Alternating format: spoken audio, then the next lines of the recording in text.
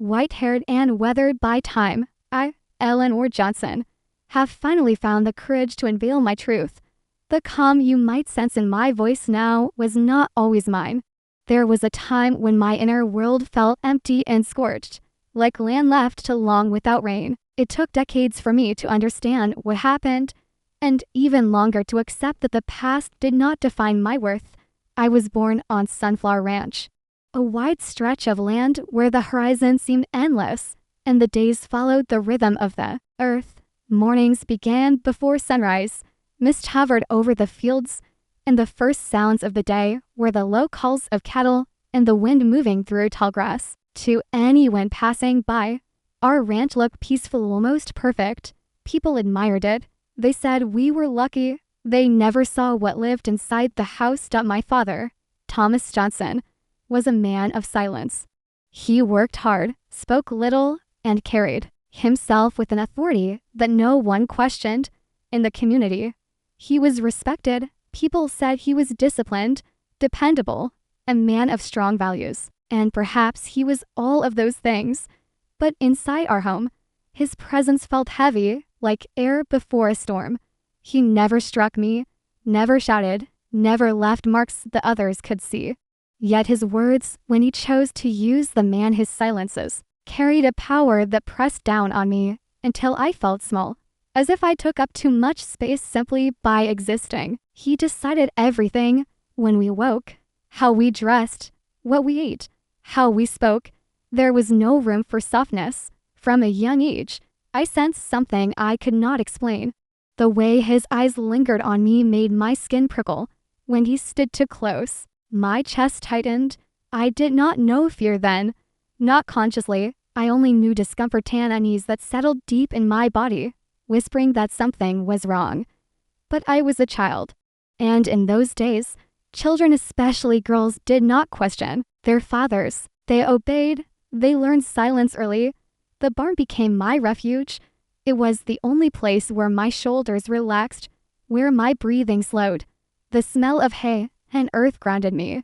The cows were calm creatures, steady and warm. Their eyes held no judgment, no expectations. I talked to them as if they were friends, telling them things I could never say out loud. Somehow, it felt like they understood.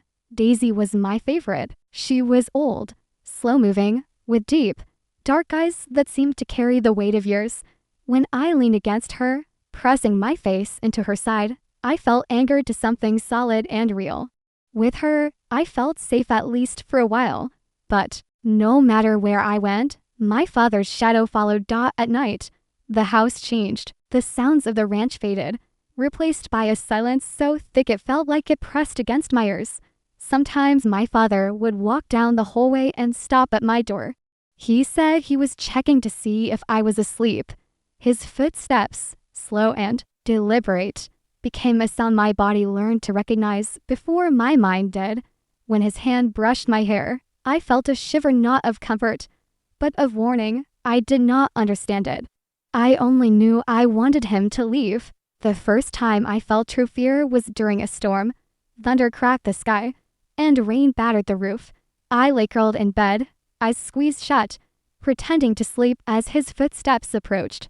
He sat on the edge of the bed and said nothing. He just breathed. Each breath felt louder than the thunder outside. I wanted to scream. I wanted to disappear. Eventually, he left. But the fear stayed. It grew quietly, weaving itself into my days, teaching my body to brace for moments that seemed harmless to everyone else. I loved my father, or believed I was supposed to. He was the only father I knew. No one ever told me that love could feel wrong.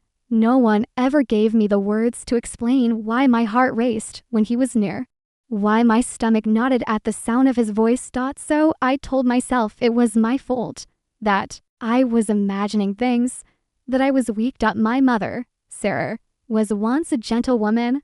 I remember her laughter when I was very small, the way she hummed while baking bread, the warmth in her eyes. But as years passed, that warmth faded. Illness settled into her body. A cough lingered, then worsened. Fatigue wrapped around her like a blanket she could not remove.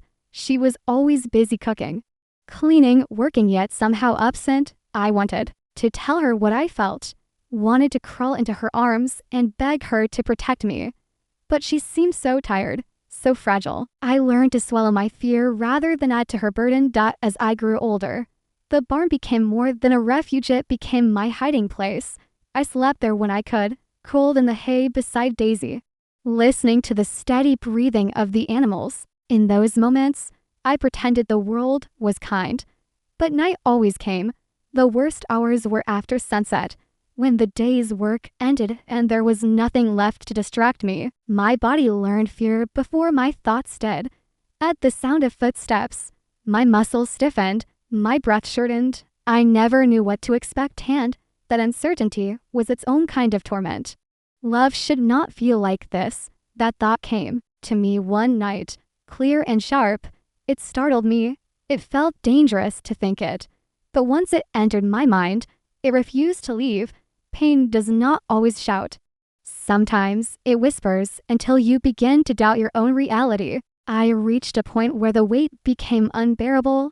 I was exhausted from pretending, from shrinking myself to fit into a life that felt wrong. When my mother's health worsened, I understood a truth I had avoided for years. No one was going to save me. If I stayed, I would disappear completely. The decision to leave did not come all at once. Courage built slowly, like a storm forming on the horizon. One quiet night, while my father was away, I packed a small bag. My hands shook as I moved, but I did not stop. I went to the barn one last time. Daisy stood calmly, chewing hay, watching me. I pressed my hand goodbye. It felt foolish, talking to an animal like that, but she had been my silent witness, my compass, my proof that gentleness existed. Then I ran down the dirt road, into the dark. A sunflower ranch off, I had no plan, no money, no destination, only the certainty that soon meant losing myself. After hours of walking, my feet aching from my stomach hollow with hunger, I saw a faint light in the distance. Small house its window glowing softly. I hesitated, fear and hope battling inside me. Finally, I knocked on. An older woman opened the door. Her hair was white and unkempt, her eyes sharp and assessing. She looked at me for a long moment before speaking. I told her I needed a place to stay. She said nothing, just stepped aside and let me in. Her name was Martha. She gave me soup and a mattress on the floor. No questions, no judgment. That night, I slept deeply for the first time in years. Life with Martha was simple and honest. I worked in her garden, learned how to bake bread, how to care for animals without fear. Slowly, the constant tension in my body eased. I began to laugh again, softly at first, then freely. Years later, I saw my father again by chance. He told me I couldn't run forever. For the first time, I looked him in the eye without shrinking. I told him I wasn't running, I was living. When he walked away, I felt something I had never felt before. Freedom. I never returned to Sunflower Ranch. The scars remained, but they no longer ruled me. They became proof that I survived. Today, when I think of the frightened girl hiding in the barn, I wish I could reach back through time and take her hand. I would tell her this: you are not weak. You are not imagining things. You deserve safety. You deserve peace. And one day, you will be free.